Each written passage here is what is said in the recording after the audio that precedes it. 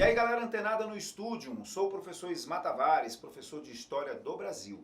Hoje nós vamos dar continuidade na história do nosso país, analisando o período colonial. E como nós já estamos aqui nos acostumando, é preciso compreender a relação passado e presente, ou seja, qual a problematização do tema. Pessoal, estudar o período colonial brasileiro nos faz entender, compreender as estruturas políticas que ainda hoje vigoram no nosso país, bem como as permanências de certas características sociais, como o preconceito e o patriarcalismo. E um outro problema, pessoal, essa nossa dependência econômica que parece não acabar, como se nós ainda fôssemos uma colônia. Evidentemente que essas estruturas têm as suas particularidades e já ocorreram também certas mudanças, mas as permanências ainda são muito visíveis. Para começar, turma, as considerações gerais sobre esse período. Nós somos uma colônia de exploração, pautada pelo Pacto Colonial, onde a colônia, Brasil, está amarrada à sua metrópole Portugal, através de um monopólio comercial, onde a colônia vai fornecer para a sua metrópole matéria-prima, aquilo que não é produzido lá, e vai consumir os seus produtos manufaturados. Isso nos faz uma colônia de exploração. Pois bem, mas como foi que Portugal montou esta empresa chamada Brasil? Por que empresa? Porque o que os portugueses querem é ganhar dinheiro com o Brasil. E para montar uma empresa, pessoal, temos que nos preocupar com seu aspecto administrativo, econômico e social. Sob o ponto de vista administrativo, a primeira coisa que os portugueses vão fazer aqui é instalar um sistema já conhecido por eles desde as ilhas do Atlântico, Açores, Cabo Verde, Madeira, que são as chamadas capitanias hereditárias. Observe no mapa que ela não nos mostra as linhas imaginárias do Tratado de Tordesilhas, bem como aquilo que aparecia nos livros didáticos, né? Aquelas capitanias todas certinhas. Na verdade, pessoal, elas possuíam esse formato que vocês estão observando. Essas capitanias foram doadas a nobres que para cá vieram com um sistema de implantação de governo, certo? E esse sistema de capitanias hereditárias acabou fracassando, com exceção das capitanias de Pernambuco e São Vicente. Quais os motivos do fracasso? Gente, a distância entre a colônia e a metrópole gerou um desinteresse em muitos donatários, o alto custo para se montar o engenho e os ataques indígenas, que provocaram esse desconforto no momento da instalação. Agora, uma coisa chama muita atenção, uma excessiva descentralização política. Esses capitães donatários que vieram para cá se sentiram verdadeiros novos reis. Isso era incompatível com o absolutismo português. Então, o sistema começou a mostrar sinais de fracasso. Por isso, a coroa portuguesa resolveu criar o Governo Geral em 1548, onde ela vai mandar para cá um representante seu. E toda uma estrutura, o governador-geral, o capitão-mor, o provedor-mor, o ouvidor-mor. Abaixo dessa estrutura teríamos os capitães donatários e abaixo ainda as câmaras municipais, que eram ocupadas pelos chamados homens bons, certo? Quando tudo parecia que administrativamente o Brasil começava a ganhar um jeito mais organizado, os governadores que vieram para cá, Tomé de Souza, Duarte da Costa, Mendes Sá, fundaram cidades, instalaram engenhos, trouxeram para cá mulheres, animais domésticos, os religiosos, né, os jesuítas vêm para cá, o primeiro bispado do Brasil. Enfim, quando tudo parecia que ia começar a ficar mais organizado, Dom Sebastião, rei de Portugal, morre em 1578 e sem deixar herdeiros, pessoal. Depois de algumas querelas entre o seu tio, etc e tal, Filipe da Espanha vai anexar a coroa portuguesa aos seus domínios. Em 1580 e até 1640, Portugal e suas colônias passaram para o domínio espanhol. Esse período ficou conhecido, turma, como União Ibérica, até 1640, quando Portugal vai restaurar o seu trono. Tranquilo? Pois bem, vamos a uma questão que trata sobre essa parte administrativa do Brasil colonial. A colonização do Brasil baseou-se fundamentalmente na distribuição barata e no acesso fácil ao trabalho compulsório, particularmente no período entre 1550 e 1750. A distribuição de terra deveria, conforme a lei, ser gratuita. Passa-se a cobrar foro a partir de 1699, devendo o requerente dar prova de ter condições para pôr as terras em cultivo, comprovando a posse de escravos e de animais de tiro para as fainas agrícolas. Ou seja, turma, uma questão que está pedindo para vocês a compreensão e a resolução da questão que nos mostre em que condições, quais as situações que essas terras foram doadas aqui para muitos donatários. Na América Portuguesa, a distribuição de terras A. privilegiou as pessoas detentoras de recursos econômicos, gerando forte concentração fundiária. Essa alternativa é muito interessante, turma, porque nos traz, inclusive, uma permanência para os dias atuais, a questão fundiária no Brasil. Alternativa B, a distribuição de terras combinou uma estrutura feudal aos objetivos mercantis da colonização, priorizando a ajuda militar. Senhores, não houve feudalismo no Brasil, tá claro? Essa alternativa está completamente equivocada e mesmo porque não vai se priorizar a ajuda militar, e sim uma ajuda mais do ponto de vista administrativo com a criação do governo geral. Alternativa C, facilitou o acesso de todos os colonos indistintamente, proporcionando grande equilíbrio social. Turma, a palavra todos é um elemento distrator, não foi indistintamente e não houve também um equilíbrio social, ok? Levou à formação de uma camada de pequenos proprietários rurais, diversificando a sociedade. A sociedade brasileira colonial, pessoal, ela acaba sendo muito simples de ser analisada. Você tem os senhores de engenho, uns trabalhadores aí de camadas médias, mas muito poucos, e uma base de escravos, de excluídos. E a alternativa é, estimulou o uso de mão de obra livre na agropecuária, mesmo preservando a escravidão indígena. Pessoal, estimulou o uso, né? Vai ser intensificado aqui a mão de obra escrava, mesmo porque a pergunta está relacionada à concessão de terras. Por isso, turma, sem nenhum receio, alternativa A. Tranquilo? Pois bem, agora vamos dar uma analisada na montagem econômica do período colonial brasileiro. Primeiro, turma, temos que entender qual o produto escolhido para iniciar a colonização. O produto escolhido, cuidado, pau-brasil é período pré-colonial. Para iniciar a colonização brasileira, o produto escolhido foi a cana-de-açúcar. Mas por que a cana-de-açúcar? A cana-de-açúcar foi escolhida porque era uma das especiarias mais caras e mais desejadas. Os portugueses já tinham experiência na produção, o clima e o solo no Brasil são amplamente favoráveis, havia um mercado consumidor desejoso e assim os portugueses sabiam que teriam uma grande lucratividade, tá certo? Escolheram, portanto, a cana-de-açúcar.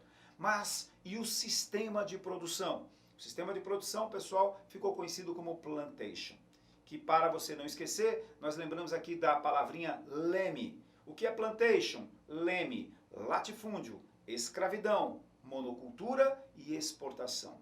E a unidade produtora vai ser conhecida como engenho, uma grande fazenda que tem os seus canaviais, a casa grande, a capela, a senzala, a casa de moenda, as caldeiras, a casa de purgar para limpar o açúcar e, evidentemente, turma, algumas destilarias, tá certo? O açúcar produzido nos engenhos de trapiche, engenho de trapiche, movido pela tração animal, e pouquíssimos engenhos eram conhecidos como engenho real, movido pela água dos rios. Dessa forma, o açúcar foi escolhido como produto para iniciar a colonização brasileira. Tá claro? Questão de número 2, pessoal. Vejam só. Observe o afresco de Cândido Portinari, pintado em 1938, para compor o mural do Ministério da Educação no Rio de Janeiro sobre os ciclos econômicos do Brasil. Aí você observa bem a imagem e facilmente você percebe que estão cortando cana. Então a pergunta está relacionada à cana-de-açúcar, um dos ciclos econômicos do período colonial brasileiro. Desta forma, pessoal, o enunciado nos diz: no Brasil colonial, um fator essencial para a organização da atividade econômica representada no afresco foi a divisão dos engenhos de açúcar em datas. Pessoal, a palavra datas é a divisão, é a palavra usada para fazer a divisão da garimpagem, do ouro, da mineração. A palavra datas não se relaciona à economia açucareira, tá claro? E ainda diz mais, que eram lotes de terras de tamanhos variáveis distribuídos de acordo com o número de escravos, de trabalhadores livres de cada senhor de engenho. Frisamos então, datas, isso está se relacionando com a extração aurífera.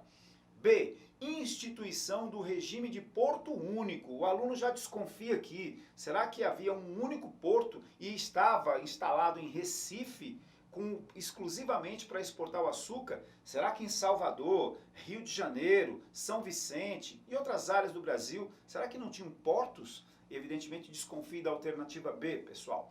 Alternativa C, participação financeira dos holandeses, já que a produção de açúcar exigia grande número de escravos, instalações de alto custo e mão de obra especializada. Você pode ficar aqui preocupado com essa ideia de mão de obra especializada, né? Mas você sabe que os holandeses participaram da montagem econômica, investindo aqui, e eles tinham a técnica do refino. Estão lembrados disso, né, pessoal? Aí você ficou um pouco preocupado com aquela ideia de mão de obra especializada. Descartamos a alternativa A, descartamos a alternativa B e a alternativa C a gente vai segurar um pouquinho. D de dado. Foi a implantação do estanco. Galera, estanco é monopólio comercial e esse estanco foi implantado ainda na exploração do pau-brasil. Não foi implantado no sistema açucareiro, tá certo? Então a palavra estanco, nesse caso, se relaciona mais à exploração do pau-brasil. Bem como na alternativa E, quando ele fala a criação do colonato. Pessoal, colonato é aquela mão de obra do imigrante, que primeiro tivemos um sistema de parcerias na economia cafeeira, os italianos chegando. O sistema de parcerias fracassou e depois o governo substitui pelo sistema de colonato. Então, não tem nada a ver com a questão da economia açucareira.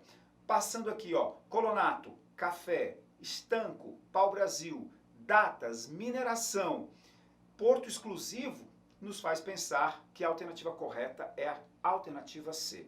E quanto à mão de obra especializada, lembre-se, o mestre de açúcar, o cara que sabe exatamente o ponto certo de se tirar o açúcar, o caldo, né, ali das fornalhas. Então precisava sim de uma mão de obra especializada, não para cortar a cana ou carregar a cana, mas para dar o toque final na produção do açúcar. Tranquilo, pessoal? Alternativa C. Bem, e sobre o aspecto social, o que podemos dizer? Turma, é preciso conhecer as características básicas da sociedade brasileira. E como eu disse lá no início, a problematização, nós temos uma família de característica extremamente patriarcal e ainda hoje trazemos alguns desses princípios. Patriarcalismo, escravismo, elitismo, um imobilismo e uma sociedade rural. São as características básicas, não são exclusivas, mas é aquilo, o nome já diz, que caracteriza, é a base da sociedade colonial brasileira. Tranquilo, pessoal? E dentro dessa formação social, a escravidão negra merece um destaque. Desde a captura dos indígenas, dos africanos, perdão, na África, gente, pausa aí, ó. Vai.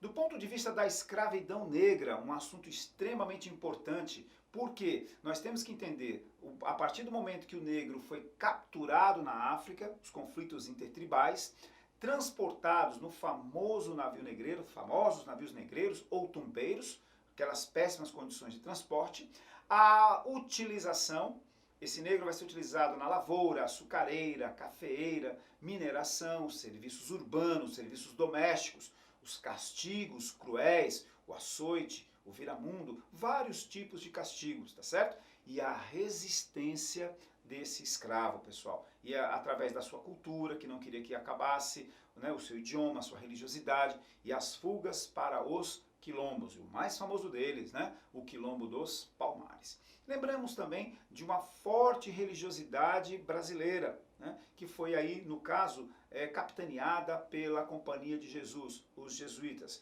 Uma sociedade brasileira extremamente religiosa. Tranquilo? Vamos então para a questão de número 3. No plano socioeconômico, os indígenas foram cruciais na montagem do complexo açucareiro na Bahia. Atenção, pessoal! Indígenas importantes na montagem do complexo açucareiro na Bahia, quinhentista.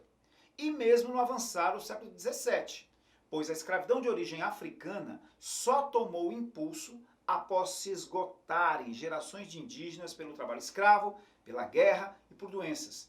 No Planalto Paulista, a mão de obra indígena escravizada foi a base, mão de obra indígena foi a base para o que se chamou, com certo exagero, de celeiro do Brasil. Labutando, trabalhando na produção de trigo e, sobretudo, de milho. Galera, esse texto está focando na mão de obra indígena, na sua importância no complexo açucareiro na Bahia e na sua importância também em São Paulo, naquilo que seria na produção de trigo e de milho. Beleza? Vamos ver o que diz o nosso enunciado. O texto faz referência, cuidado, nós podemos encontrar alternativas falando certas verdades, mas que não estejam relacionadas ao texto. Tá claro? Então vamos lá. O texto faz referência, letra A, aos resultados da mortalidade dos indígenas na colonização do interior. Ele chega a citar no texto a ideia de índios que morriam, exauriram, né, esses momentos aí de mão de obra. Ele cita que os índios vão morrer, mas a colonização não se dá no interior, pessoal. A colonização brasileira, nesse período, ela é litorânea. Cuidado com a alternativa A. A alternativa B, aos lucros do tráfico negreiro para a coroa e a burguesia metropolitana. Observem que essa informação da alternativa B está corretíssima, mas não tem nenhuma relação com o texto. A alternativa C, a utilização de mão de obra escrava africana na agricultura e subsistência. Não é a mão de obra africana o centro de discussão do texto. Tá? E mesmo porque essa mão de obra africana não vai ser utilizada nessa lavoura de subsistência lá em São Paulo. Ele diz no texto que é a produção do milho e do trigo pela mão de obra indígena. A alternativa D, a primazia do trabalho escravo indígena sobre o africano no açúcar. Nesse momento, sim, é o que diz o texto lá na Bahia, por exemplo, mas não faz referências, pessoal, à mineração, o que nos faz eliminar a alternativa D de dado. E a alternativa E, o texto faz referência à importância econômica da mão de obra indígena na América Portuguesa. Tá claro? A alternativa correta, pessoal, é a alternativa E. Tranquilo? Somos Studium, estamos com você nos vestibulares.